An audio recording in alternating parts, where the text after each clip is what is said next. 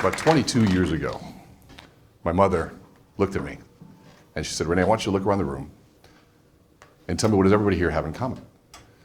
This was right after I got cut from the basketball team. I had spent 15 years of my life giving basketball every single thing that I had. And here I was cut, didn't know where to go, didn't know what to do. All I knew was basketball. And she said, Renee, I want you to look around the room. What does everybody here have in common?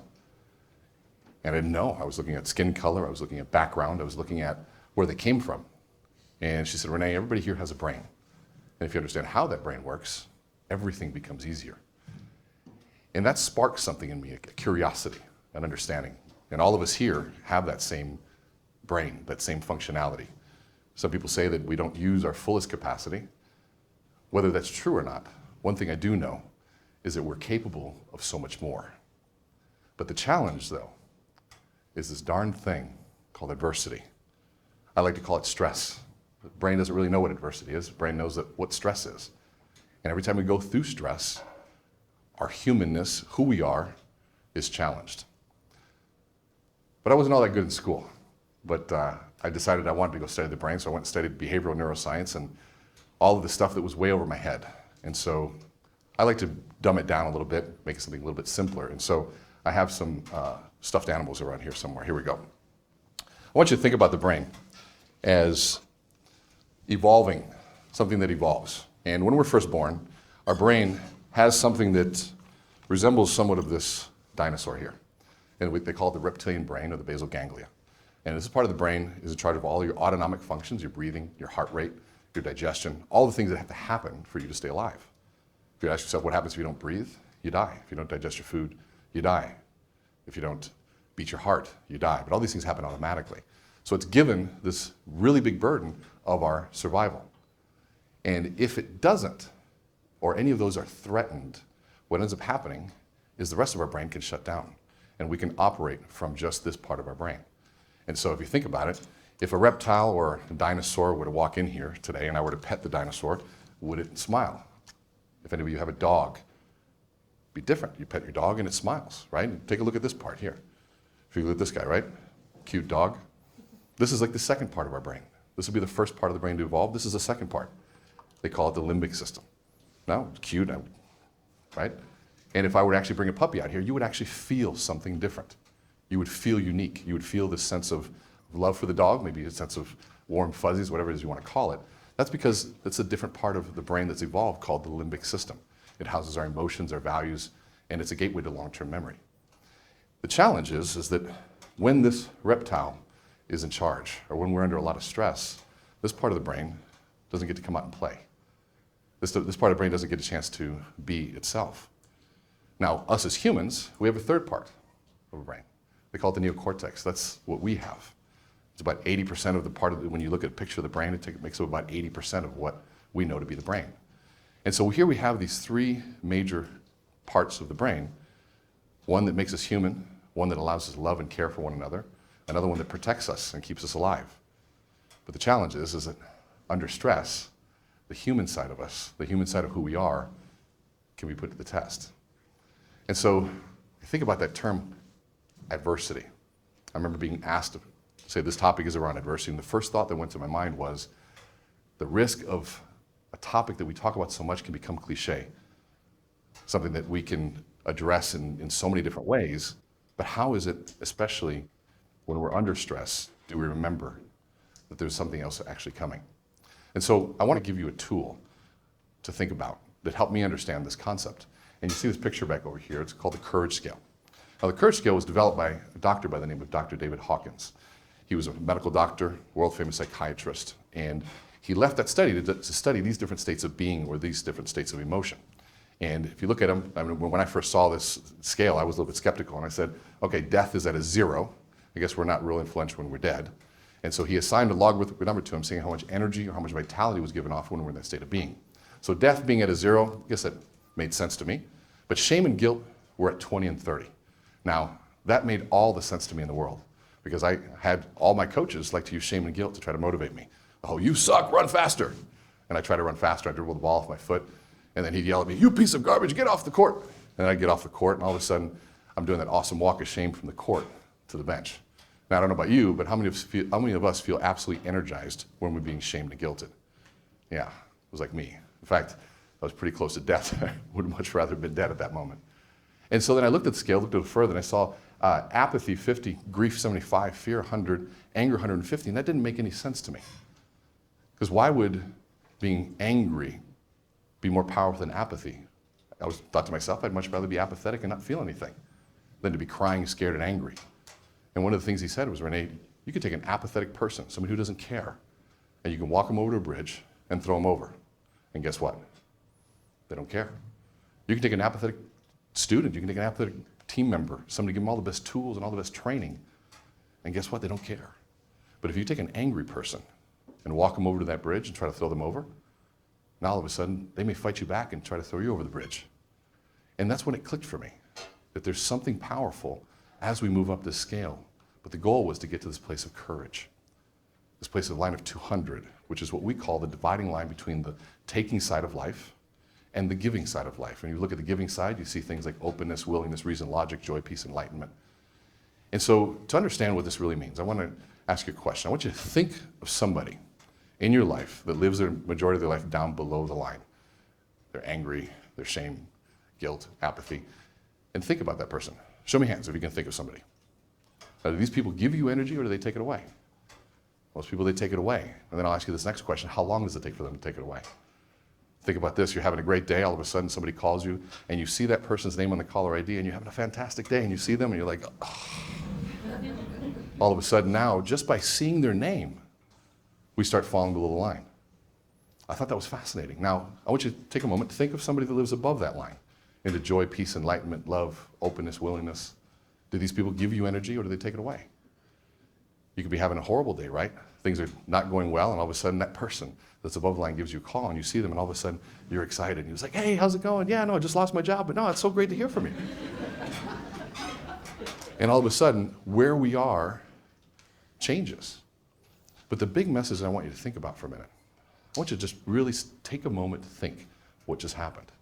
Here we were below the line, and somebody called, and immediately we went up. Or maybe we were above the line and somebody walked in the room and we found our energy start to drop. Think of the power of that. Really what we're telling me and what you just told me is that wherever we are in the scale is actually contagious and more contagious than a virus. If I were to sneeze on somebody, as gross as that sounds, we'd know within 2 to 3 days that maybe they were sick if I was sick. But here, all we see is a name and we fall below the line. And so as we think about that, one of the messages I want you to think about is that wherever we are on this scale, it's a choice. Wherever you are on the scale, whether it's above the line, it's below the line, that's one of the beautiful things in life is that we actually get a chance to choose. Now, as fun as and exciting as that is, when we fall below the line, that's when our biology starts to take over. And we go back to that reptilian brain and that dinosaur, that lizard part of us that maybe doesn't have the resources to think of the positive in that moment. Think of the importance of who you surround yourself around. Great question to ask yourself right now is, who do I spend my time with? Are these people bringing me above the line? Or are they dragging me down below the line? Some people don't have the choice. They wake up in the morning, maybe their parents or brothers and sisters going through stress. So what do you do then? How do you then decide to take control of whatever is happening in your life to move yourself back above the line? The first skill in this goes back to, number one, recognition. Where are you? What I found just by looking at a scale like this is that you can kind of feel it immediately. I've used this with kids, I've used this with adults, I've used it with people that are angry. And you just look at the scale and immediately they can kind of point where they are. Next question is you can ask yourself, where do you want to be? And what's interesting, here's what's so cool, is the moment that you decide to even look at the scale, and the scale doesn't carry any magic with it. The scale is a symbolism of courage. Courage to move myself beyond where it is that I'm at right now. And when you look at that and you say, you know, this is where I want to be, just that willingness to even take a look begins to move you above that line. And so, first step was recognize where we're at. Second step is ask yourself, what are the skills, what do I got to do if I'm below the line to move myself back above? And so, don't overthink it. We all have things that we do. Some people take a walk, some people like to work out, read a book, take a nap, whatever it is that you do to move your energy back above the line. Now, the third skill is a little bit not as easy. How do you invite others to move back above the line? Because all of you at some point in your life are going to be working with a team, not by yourself. You need to influence somebody. Maybe it's through a thought or an idea or some project you want to accomplish, or maybe it's a team of people that work with you and for you. Or maybe you want to convince people to work with you. How do you invite others to stay above the line? Here's a little secret. Since it is contagious, you live above the line, you act that way, you bring yourself into positive energy, and all of a sudden now you might be the one that's being contagious in that positive light for others. When I first shared this scale with somebody, the conversation really went in identifying who all the people were in my life and in our lives that were below the line. And this individual stopped for a minute. He said, I got a tough question for you, and I'm going to ask you that same tough question. Remember when we looked at this and we saw somebody that brought us below the line and all of a sudden our energy was gone? The tough question was, René, when you call somebody, is there anybody out there that when they see your name, they fall below the line? And that was a question I didn't want to even think about for the moment. It caught me off guard because at first I thought, nobody's, I see my name, they see my name, they're super happy. And then I thought, well, hold on a second, maybe that person.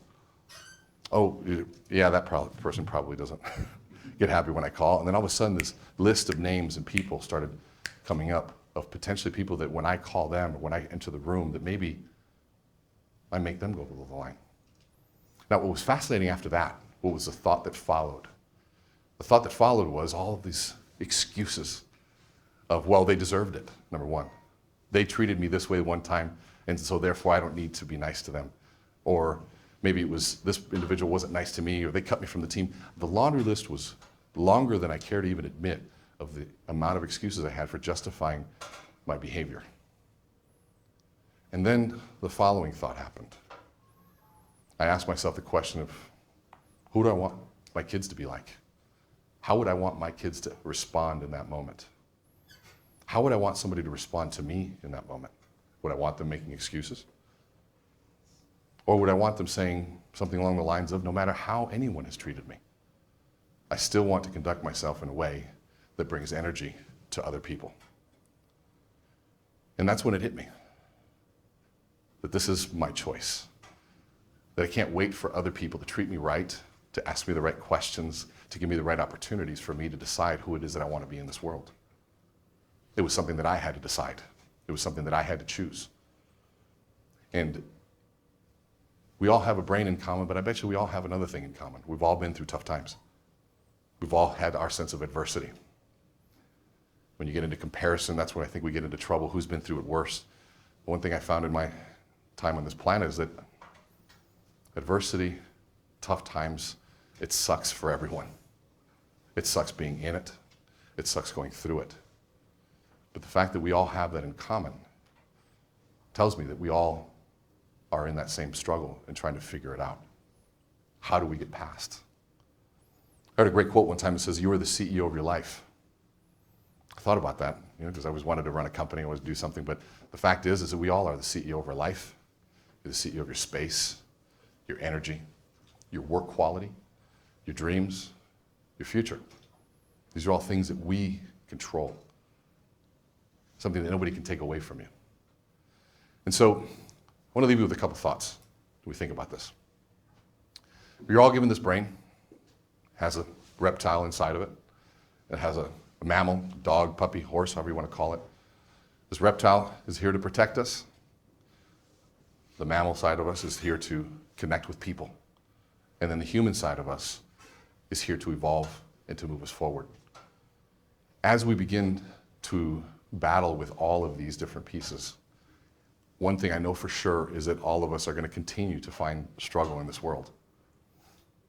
But when you look back on your life, and anybody that looks back that has been through struggle, and even the talks that you've seen in here today, they all say the same thing, is that they would never have changed anything.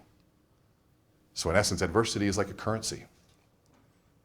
It's like a currency. If you go through it, it can be like a currency in the rest of your life, only if you do one thing, is that you grow with it. if you go through the tough times, you decide how you're going to explain to yourself what happened. I had a conversation with my son one time, and he was going through something, and I said, well, he explained to me what happened. And I said, well, son, that's one way that you could explain it. I said, but there's also another way that you could explain it. You could explain it in a completely different way, that this is an opportunity. You could explain it that this is the next phase of my development. You could explain it as, wow, I'm going to have an amazing story to tell after this. And so, as we think about this, and as we go forward, anytime we're going through struggle, that is the time that we need tools to get through. But the other challenges is when we're going through struggle and we're going through stress, that's the last thing that we even want to think about. It's the last thing that we want to ask for help. It's the last thing that we want to take the positive steps. But it's in those moments that we need to somehow dig deep and figure out how to do that. We've seen movies where people are in struggle and they're waiting for the cavalry to arrive. They're waiting for people to come and save them from there. But I've got news for you. In most of our life, the cavalry will not arrive to come and save you. But I've got better news. They're not coming because the cavalry is already here. The cavalry is you. The people that can come save you are already in this room. You are the future. You are the ones that are going to decide how things happen. You, for yourself, get to choose how you look at life, how you explain it. If you don't like how other people around you are explaining it, move yourself to a new group. Remove yourself from that conversation. Surround yourself from the people that give you energy. Because I know your life will be better for it. Your future will be better for it. But most importantly, the world will be better for it. So I want to challenge you to go out there, take a hold of your life, find the people that live above the line, ask yourself every day who it is that you want to be, go out there and make a difference. And remember, everything that you're going through, if you learn from it and you get something from it, will become something that you can use in the future to make your life and the world around you a better place. So thank you very, very much.